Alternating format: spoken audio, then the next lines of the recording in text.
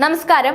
ശക്തമായ നടപടികളിലൂടെ ഭീകരവാദത്തെ ഇല്ലാതാക്കുന്നതിനും ഭീകരവാദത്തിനെതിരായ ആവാസ വ്യവസ്ഥ സൃഷ്ടിക്കുന്നതിനും നരേന്ദ്രമോദി സർക്കാർ പ്രതിജ്ഞാബദ്ധമാണെന്ന് റിപ്പോർട്ടുകൾ പറയുന്നു.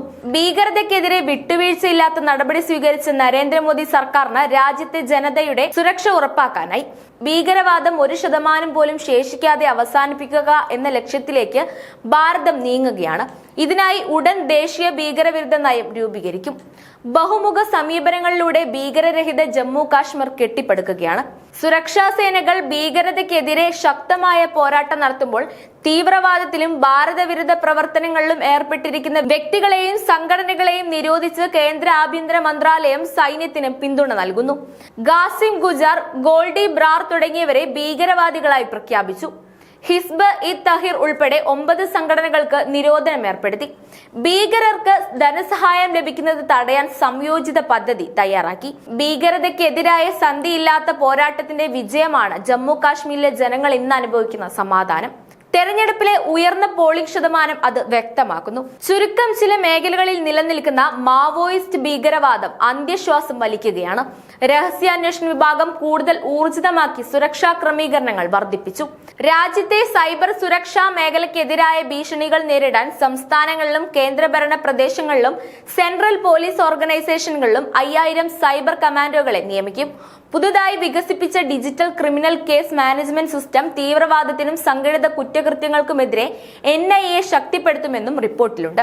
വിവിധ ഏജൻസികളുടെ ഏകോപനവും അത്യാധുനിക സാങ്കേതിക വിദ്യയുടെ ഉപയോഗവും ഏത് സുരക്ഷാ വെല്ലുവിളിയും നേരിടാൻ രാജ്യത്തെ പ്രാപ്തമാക്കിയതായും റിപ്പോർട്ടുകൾ വ്യക്തമാക്കുന്നു.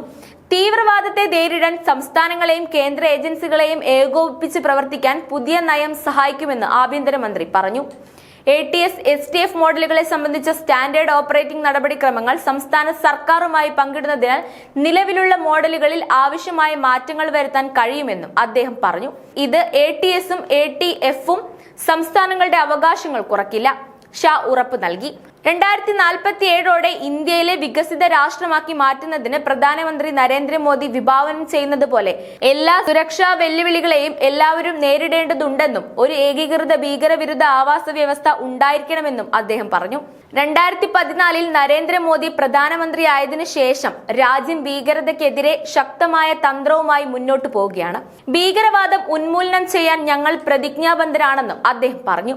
ഭീകരതയോടുള്ള പ്രധാനമന്ത്രി നരേന്ദ്രമോദിയുടെ സീറോ ടോളറൻസ് നയത്തെ ഊന്നിപ്പറഞ്ഞ ഷാ ഈ സമീപനം ഇപ്പോൾ ആഗോളതലത്തിൽ അംഗീകരിക്കപ്പെട്ടിട്ടുണ്ടെന്നും അതിനെ നേരിടാൻ ശക്തമായ ഒരു ആവാസ വ്യവസ്ഥയാണ് രാജ്യം നിർമ്മിച്ചിരിക്കുന്നതെന്നും പറഞ്ഞു. മുൻ ദശകത്തെ അപേക്ഷിച്ച് 2014 മുതൽ ഭീകരാക്രമണങ്ങൾ 70% കുറഞ്ഞതായി അദ്ദേഹം പറഞ്ഞു. ഇപ്പോൾ തീവ്രവാദികളുടെ ഷെൽഫ് ആയുസ് 2 വർഷത്തിൽ നിന്ന് കുറച്ച് ദിവസങ്ങളായി കുറഞ്ഞെന്ന് ഷാ പറയുന്നുണ്ട്. ഓരോ ജീവിതവും ഓരോ കഥകളാണ്, വേറിട്ട കഥകളുടെ ഒരു കൂട്ടായ്മ. വേണമെങ്കിൽ നമുക്കതിനെ ഒരു നോവലെന്ന് പേരിടാം. അതുപോലൊരു നോവലല്ലേ നിങ്ങളുടെ ജീവിതവും? എന്താ, ശരിയല്ലേ? നിങ്ങളുടെ അനുഭവങ്ങൾ, കഥകൾ എന്തുമായിക്കൊള്ളട്ടെ, അത് കേൾക്കാൻ DNA ന്യൂസിലൂടെ ഞാൻ എത്തുന്നു.